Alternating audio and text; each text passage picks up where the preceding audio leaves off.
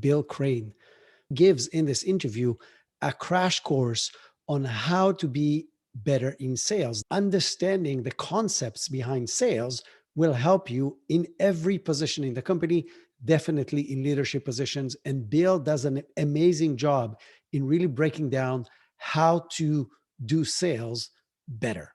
We're going to cover topics like how to make your message really, really clear and how to decommoditize yourself if you feel you are, or if you really are in a commoditized market, and many other brilliant topics.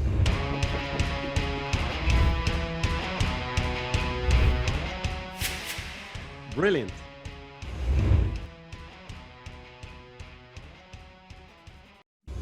What I find when I'm coaching people is you always get to a point where like they don't want to do the work, and they might say things like, well, you do it.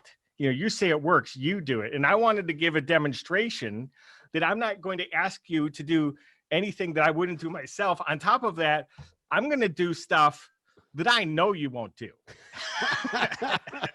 You know, because I have to set the bar ridiculously high, because I've learned in coaching that if you can get people to about 70 to 80% of where you're coaching, then they'll have really good success. So like if you teach them and coach them to where they actually want to go, they'll never get there. Like you have to coach them higher than they really want to go.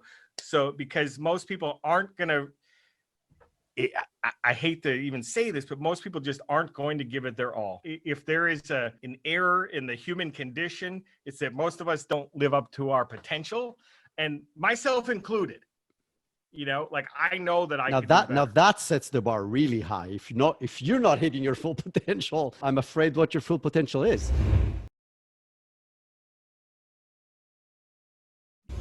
Like most people are raised, you know, don't talk to strangers. And then when we grow up, that sticks with us, which is a major obstacle if you want to be an entrepreneur. If you want to be an entrepreneur, or if you want to be able to climb the corporate ladder, anything in life, like if you have a problem talking to strangers, you're going to have a problem finding a girlfriend and getting married. You know, like there's all kinds of things. Obviously, it's good that most people in society teach their kids don't talk to strangers, because there's a lot of bad people in the world. But, you know, for me, it was just a massive advantage being told at 5 years old and all the way through growing up. You know, not only was I not told not to talk to strangers, I was told to go knock on their door, you know, go to the gas station and ask people to buy stuff. Like everywhere I went, it was like, ask people to buy stuff. I even sold steak knives in the apartment complex in high school. You know, like, and if you could imagine today, if someone knocked on your door with a steak knife, your first thing would not be figuring that they're trying to sell one. You'd be like, what the hell? I just slammed the door, right? No, it's 911. You're not even opening the door. Yeah, exactly.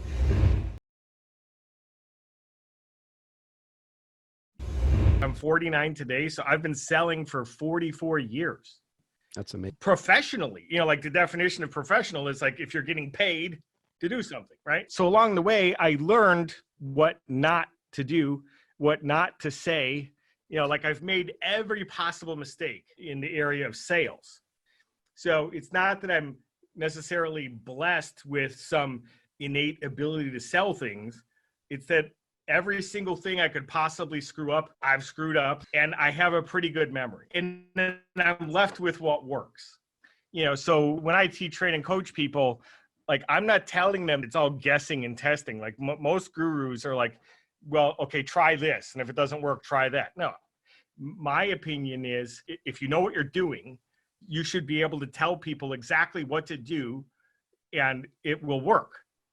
You know, like there is no guessing. Like the reason you're hiring a teacher, trainer, or coach is because they've already screwed it up. And it's like, that's one of the things that's annoying to me in today's coaching and information marketing world is there's so many people who have literally never, ever even tried to do the thing that they're teaching.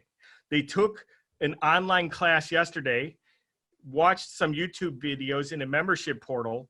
I mean, and that would be the good ones. So those are the people who actually invested in themselves. Some of them just watch YouTube videos. The next thing you know, they're an expert.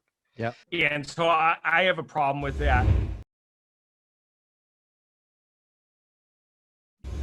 I'm actually writing a book. The working title is Commodity Syndrome, because every salesperson that I've ever run into believes that they're a commodity. There's millions of people that offer what I offer. And so it's a fight to the bottom, Yep. like, so in real estate, it's a perfect example. How most agents win is they do it for less, or on the buyer side, a rebate.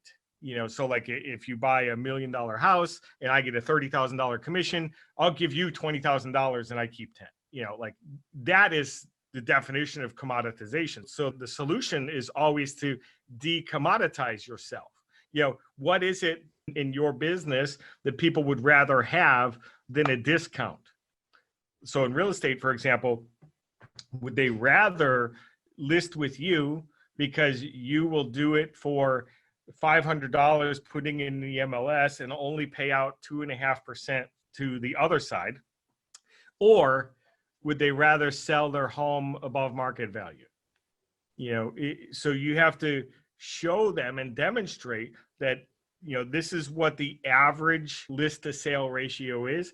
This is what my list to sale ratio is. I'm telling you that I am a better negotiator than any of these other people. And first of all, like, because what happens a lot of times is someone will say, well, so-and-so from XYZ company said they'll do it for 4%. Why should I list with you for 6%? And I would say that's really simple, Isar. Well, clearly that guy knows exactly how much he's worth. And the funny thing is, when he walks out the door after you've signed with him for 4%, he gets in his car and he's laughing.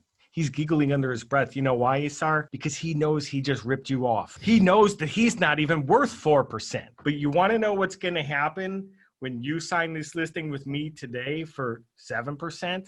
By the time this transaction closes, you're going to be laughing and giggling under your breath, because you're going to know one thing for sure. You ripped me off and I should have charged you 10, because I'm going to sell your home for more money. And at the end of the day, if that guy can't stand up and demonstrate his value, what makes you think he's going to demonstrate the value of your home to another buyer, to an agent, or to the appraiser, or to the home inspector? It's never going to happen. So you have to decide if you want a professional who's actually going to put your interests in front of his own so that he can sell your home for the most amount of money, or do you want someone who's just doing it because he needs to pay his Mercedes payment this month and he's broke right now? So that's one example of how to do that in real estate.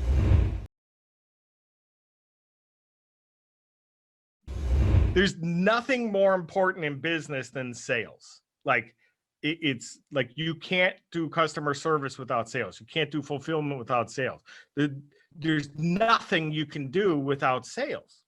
So in the basic premise of sales, distilled all the way down to its basic fundamentals, is, first of all, you have to know who you are or what your company is. What is that result that you or your company provides, or your product or your service provides?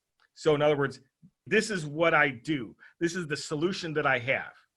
And then you have to ask yourself a simple question. Who wants it?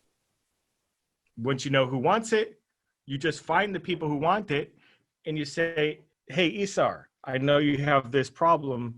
I have the solution. Let's talk. Like, that's all it is. You find people who want what you have and tell them that you have what they want. And it's so ridiculously simple that most people don't understand, because we're told that everything has to be complicated, right? It can't be that easy.